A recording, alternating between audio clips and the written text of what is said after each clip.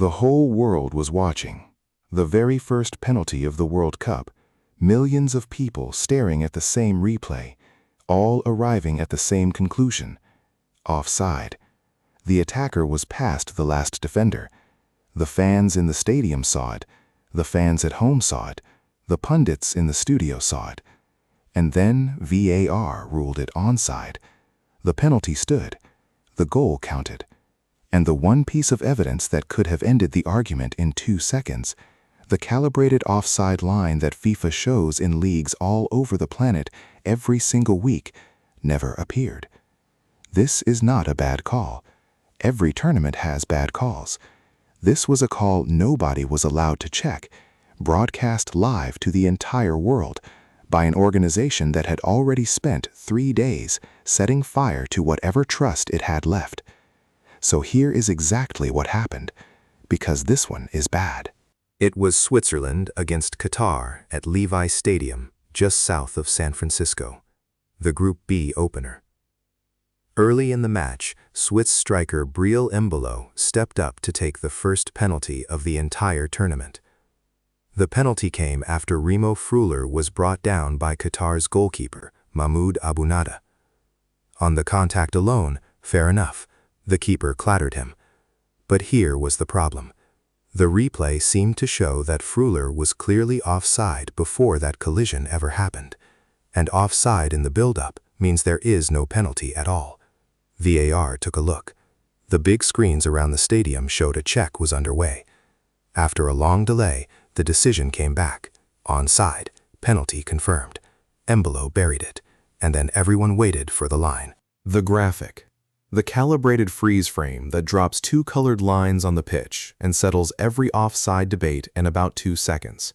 The thing you see in the Premier League every weekend, in every major league on Earth. It did not appear on Fox in the United States. It did not appear on the British broadcast. It did not appear in Spain. Nowhere on the planet did the viewing public get to see the evidence that supposedly proved this was the right call. The line never came. So the fans did what fans do. They erupted. On X, the verdict was nearly unanimous. Supporters were calling it the biggest wrong call of the tournament so far, flatly declaring it was offside.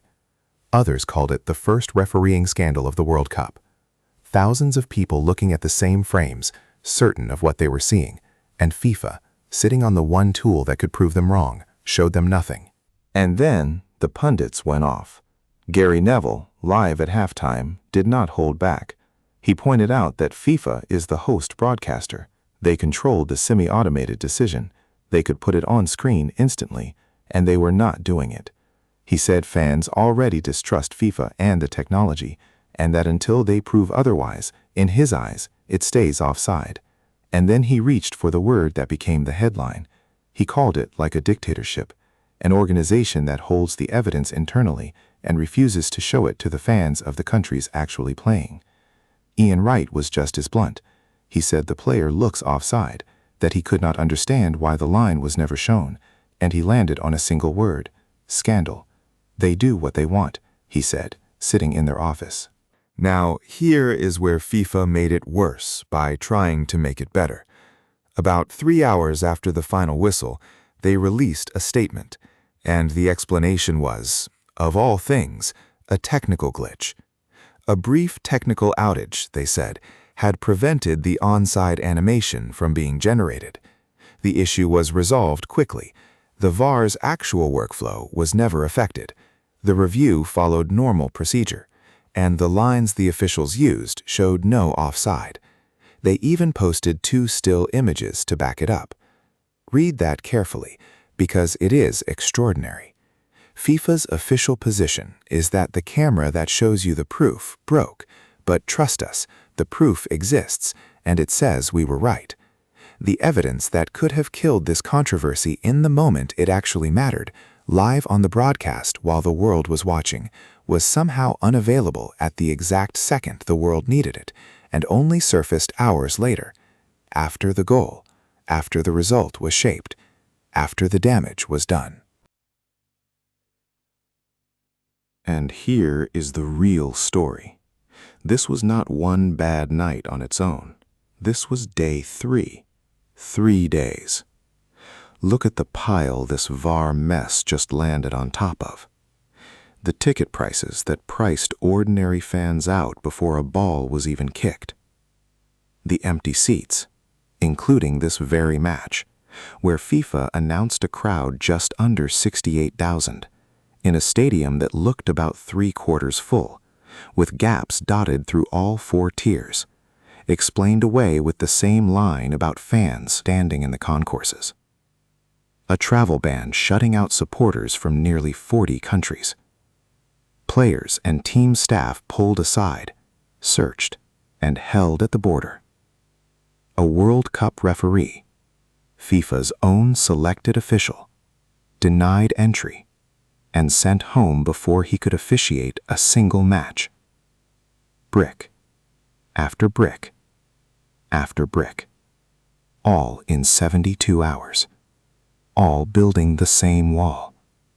An organization that asks for your trust while doing everything in its power to lose it.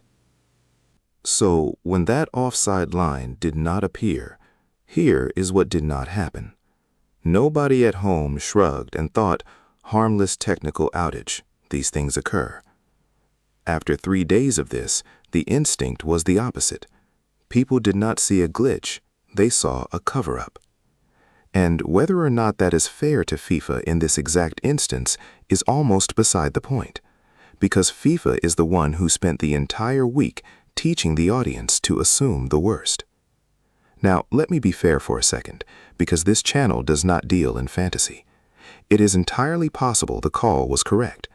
It is possible the technology genuinely failed, that the lines really did show Freuler onside, and this was nothing more than rotten timing on a bad day for the graphics team.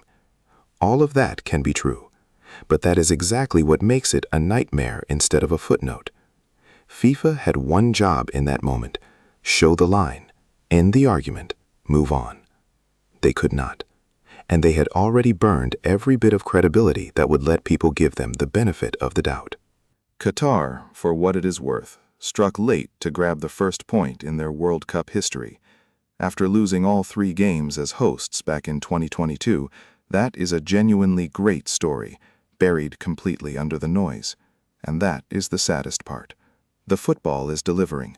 The drama, the upsets, the debuts, it is all there. But FIFA keeps stepping on its own tournament, and this time it did it live in front of everyone, with the one piece of evidence that could have saved it sitting in an office, out of sight. The line never came, and by now nobody is surprised. So what do you think? Honest technical failure, or exactly the kind of trust us we are right FIFA has not earned? Drop it in the comments. I read every one. Subscribe if you want World Cup coverage that actually keeps count of everything going wrong. 3 days in, and FIFA's moment is already starting to look like a slow-motion collapse.